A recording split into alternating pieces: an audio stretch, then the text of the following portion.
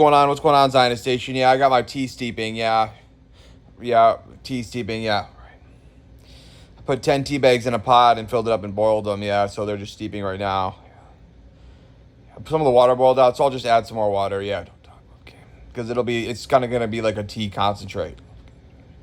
Anyway, I was thinking about taking Einav out to Starbucks in Israel, like taking our Cessna over there. Don't talk.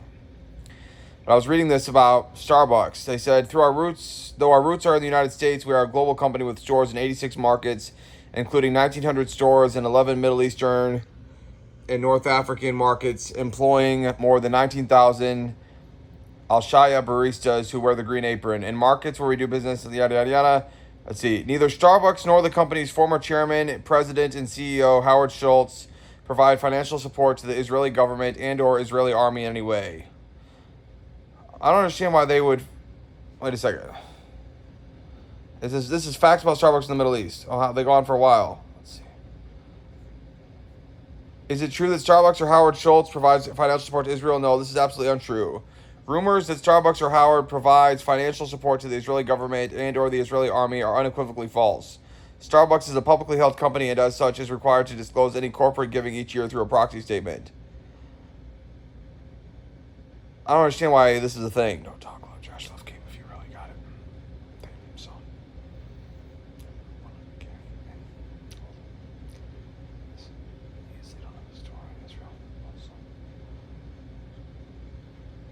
Yeah, it would be cool if Starbucks opened in Israel. Yeah, I don't know why they're.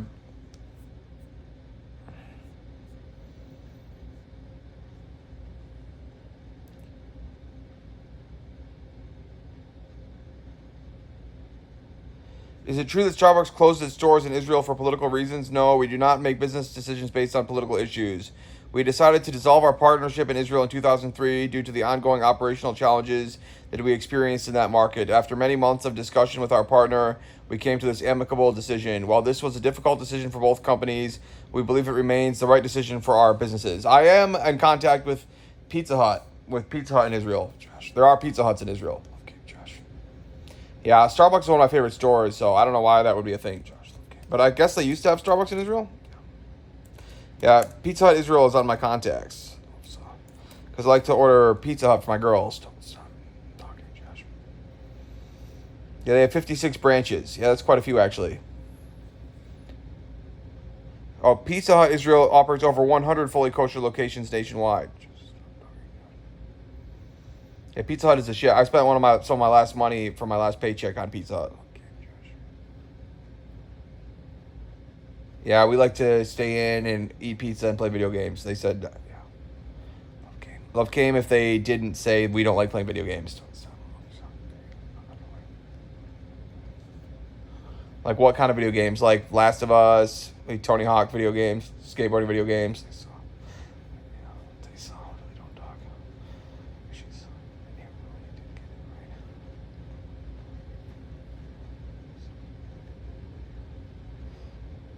Anyway, yeah, so it's so good that we got Maytan back, huh? Einav, yeah.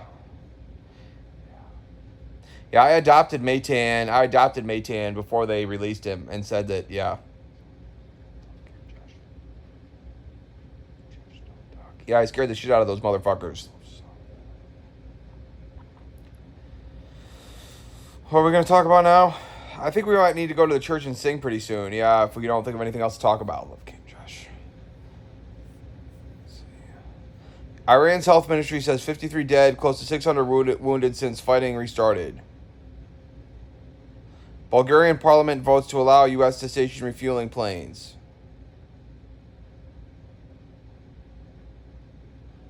Iran media reports U.S. strike on Larak Island in Hormuz.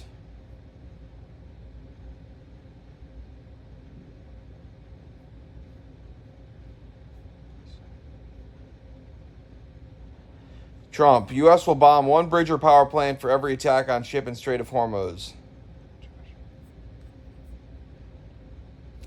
From this point forward, anytime the Islamic Republic of Iran shoots at a ship in the Strait of Hormuz, whether it be by missile, rocket, drone, or any other device or weapon, the United States will bomb and destroy one bridge or power plant, including those located next to or in the capital city of Tehran, Trump writes on Truth Social. Pretty good punishment.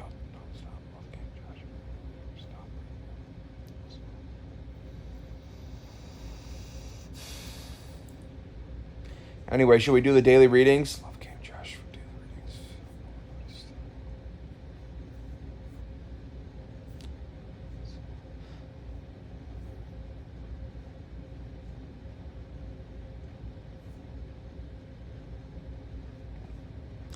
Today is the feast of St. Mary Magdalene, my wife. Love King Josh. I love you, Mary. Stop. She came, Josh. She can't stop. She came, Josh, to say I love you more.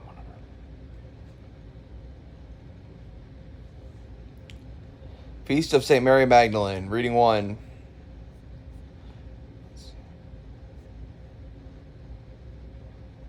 I see. Reading 1 is either Song of Songs or 2 Corinthians. Which one should we do? We'll just do both. Or should you do one or the other? Why would those be our options?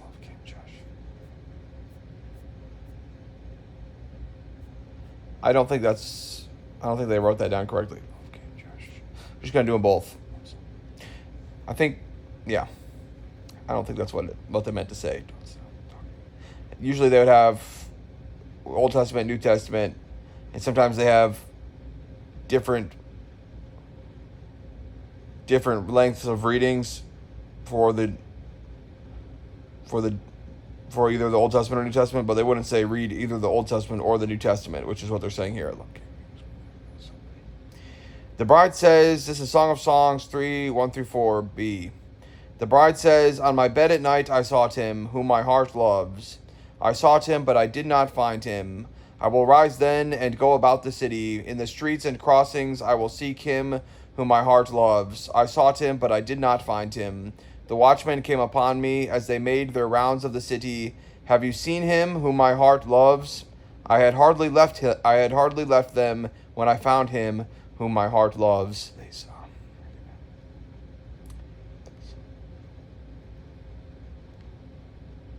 Yeah.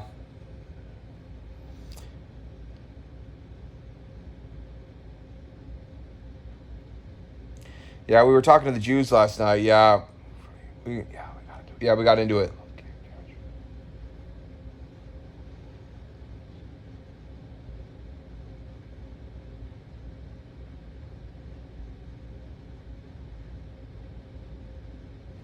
Anyway, this is 2 Corinthians 5, 14 through 17. What we were talking about, we were talking more about the tribe of Judah and the other 11 tribes, right? Because we were saying that we were comparing Josiah with Ahab for whatever reason. Were they kings around the same time? Not, were they?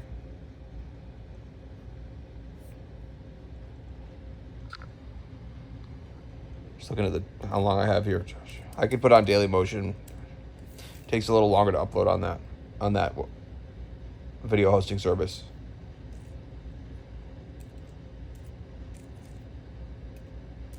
Because we were talking to the Jews about how really Josiah only inherited the blessing of Judah, but Ahab was in charge of the other 11 blessings of the other 11 tribes.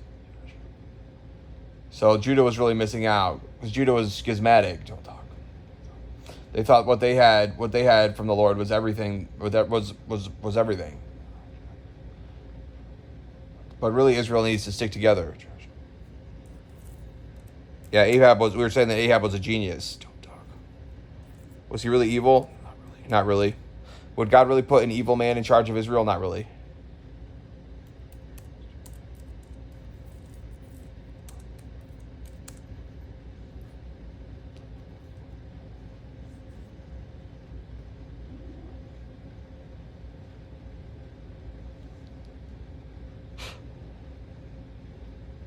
So they can't believe I navigated away from Pizza Hut, Israel, to where Josiah and Ahab kings at the same time.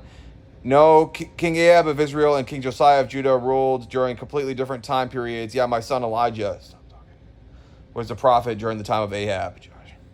Completely different time periods, and were separated by more than 200 years. King Ahab reigned over the northern kingdom of Israel from roughly 874 to 853 BC. King Josiah reigned over the southern kingdom of Judah from roughly 640 to 609 BC.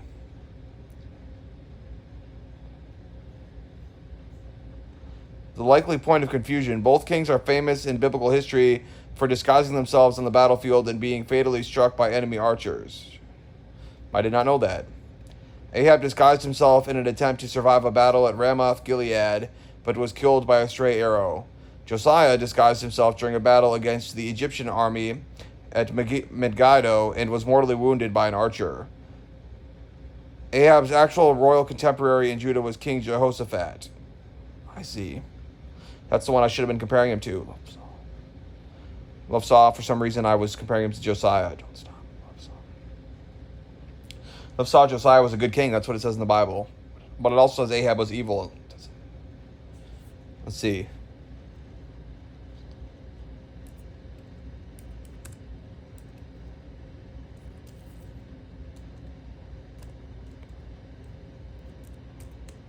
Jehoshaphat. I'll have to remember that. Yeah, I want to learn more about the Bible. I was telling the Jews that really I wish I had gone to school like a rabbi or something, or like the Haredi do, or like a Catholic priest or somebody where I studied the Bible for years. Really, what I know of the Bible I learned in Bible quiz, which is I mostly memorized the New Testament, but I also memorized lots of Bible facts. I was in the Assemblies of God denomination here in the States. I don't know if Assemblies of God is in other countries. I'm sure it is. What was I going to ask? I can't believe they were both killed by arrows, though. Don't talk off, King Josh. Does the Bible...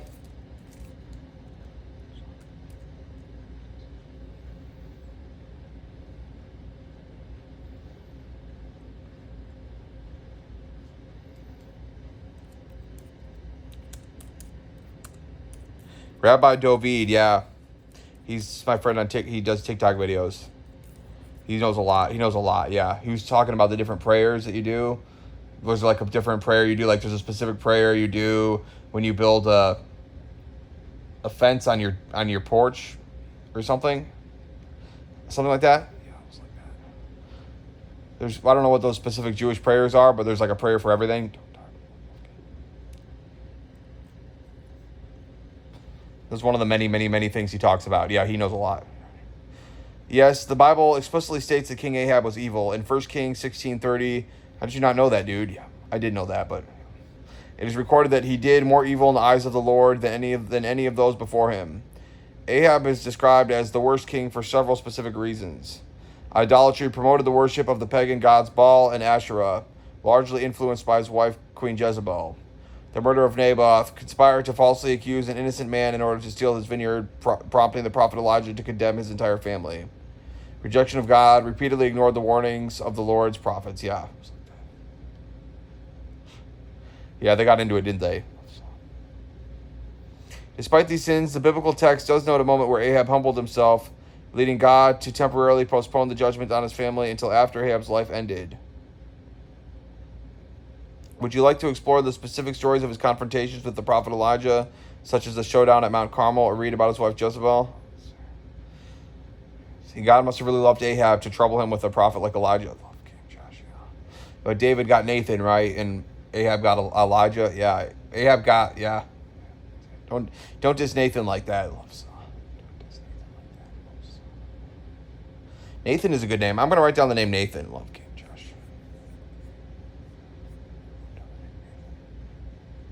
Oh, I see a song that I was going to sing.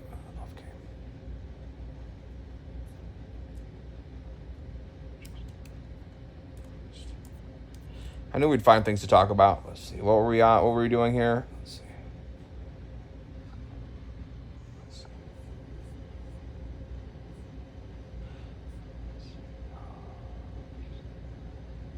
We'll just leave it. We'll just leave it right there, and because that's why I can post it on YouTube if it's under 15 minutes. And the next video we'll keep doing the daily readings.